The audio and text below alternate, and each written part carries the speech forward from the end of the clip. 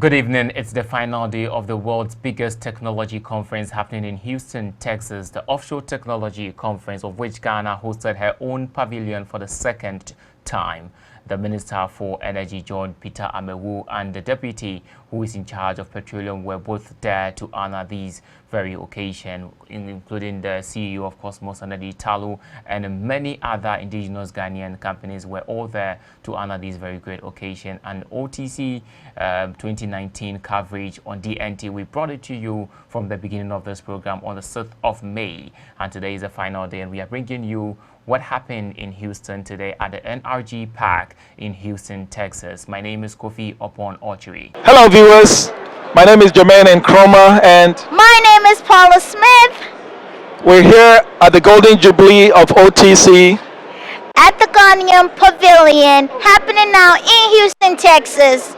And we're here to provide you with exclusive coverage for television in Ghana.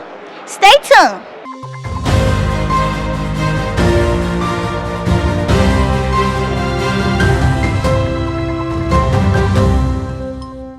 So before we get to what happened today, let's quickly have a recap of what happened yesterday, where the Minister for Energy, including his delegation, visited various stands of Ghanaian exhibitors at the pavilion. Yes, of course, we are aware that Cosmos, has a trick and the dynamics, to determine what others cannot do.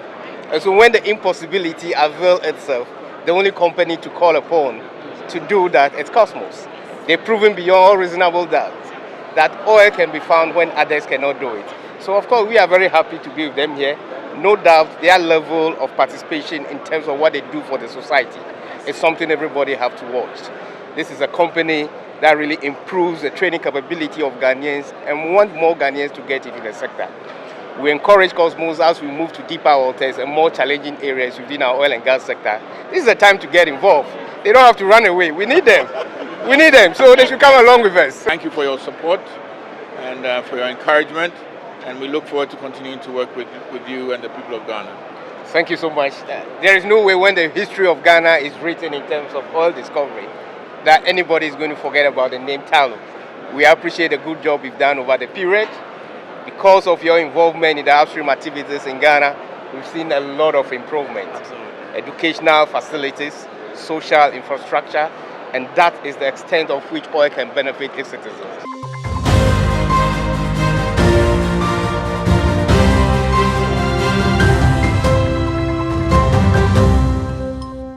So away from that, today we are bringing you what happened at the event ground. And today was the Ghana Day event at the OTC Arena on the theme building local capability in Ghana's oil and gas sector, of which the Minister for Energy, John Peter Amewu, was the guest speaker. So he highlighted some key items that is of national and citizenry concern. So DNT captured it all, and this is what the minister said. Some of the agencies under the Ministry of Energy, such as the Ghana National Petroleum Corporation, the Ghana Oil Company, the Ghana Gas Company, the Tema Oil Refinery, the Bulk Oil Storage and Transportation Company, the Ghana Cylinder Manufacturing Company might require partnership to execute some of this project.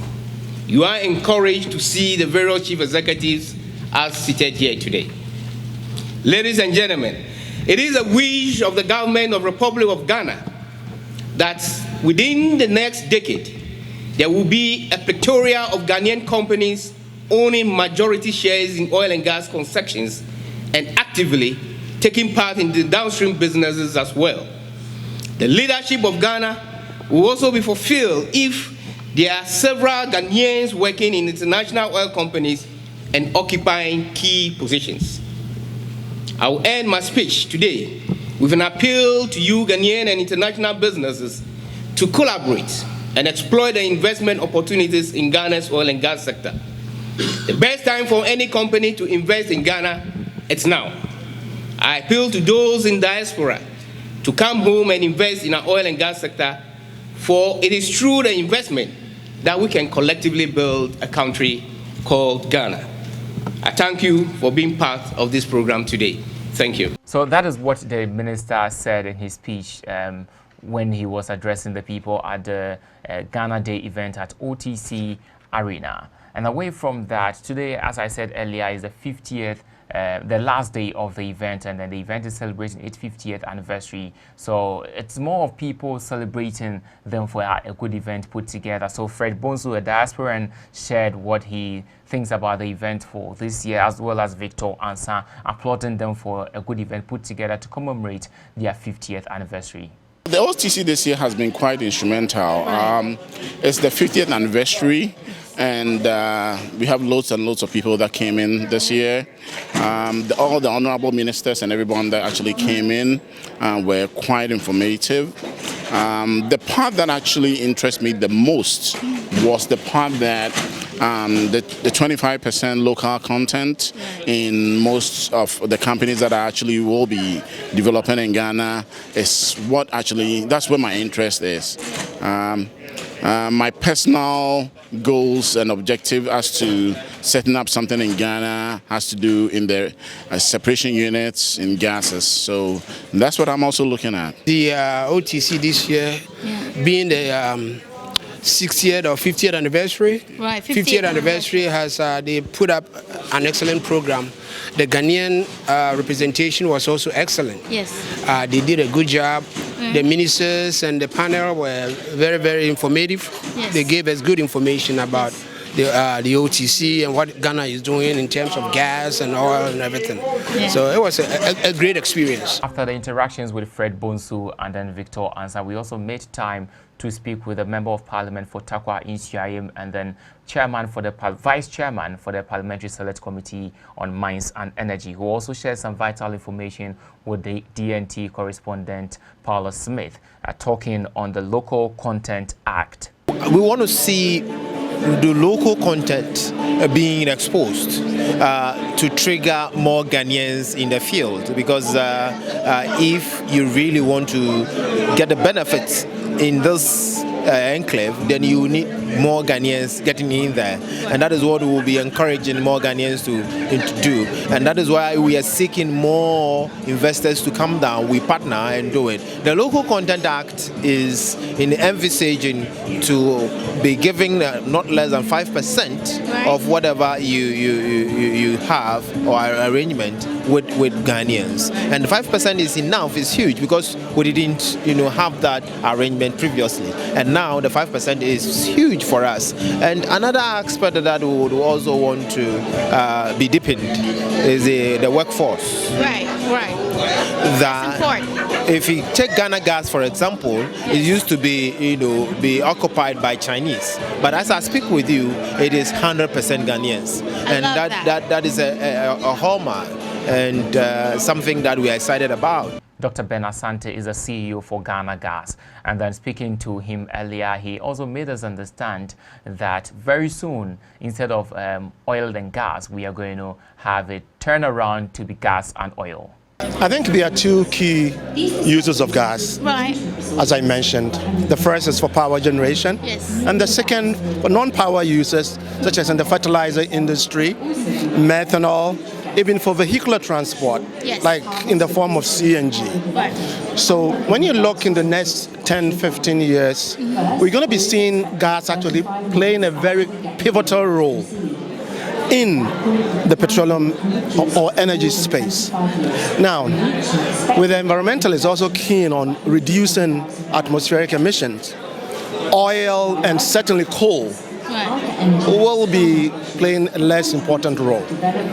So again, in the next 10-15 years, you see that gas will be the name of the game in the energy sector. And you'll be talking more about the gas and oil industry instead of the oil and gas industry.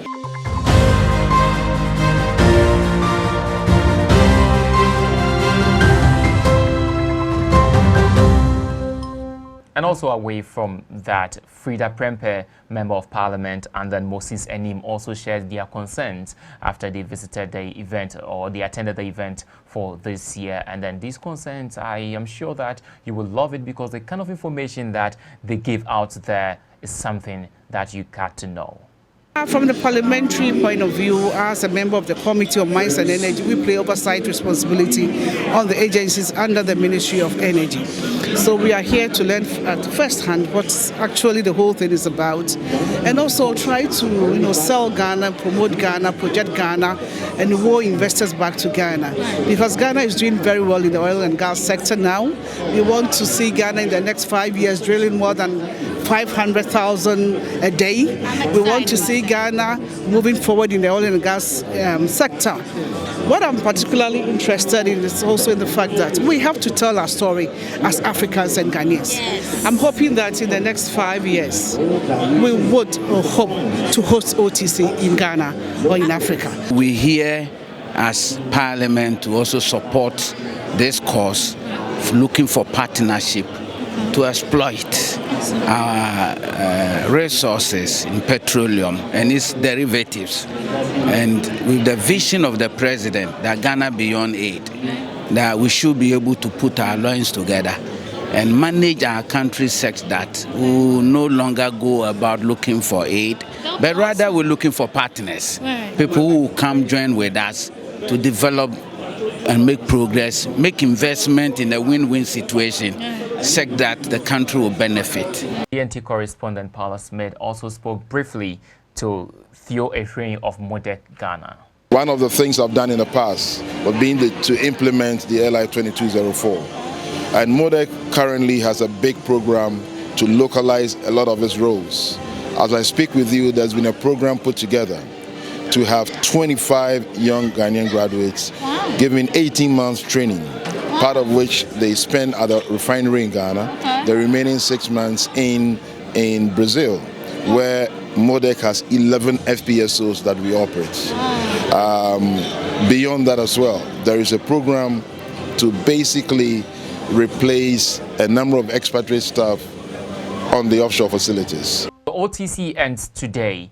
And then for sure, the Ghana Houston Chamber of Commerce hosted all delegations who are at the event grounds today. And this is what happened. It was a beautiful event. People were dancing to good music and they were serving themselves, interacting, networking. This is what we have for you.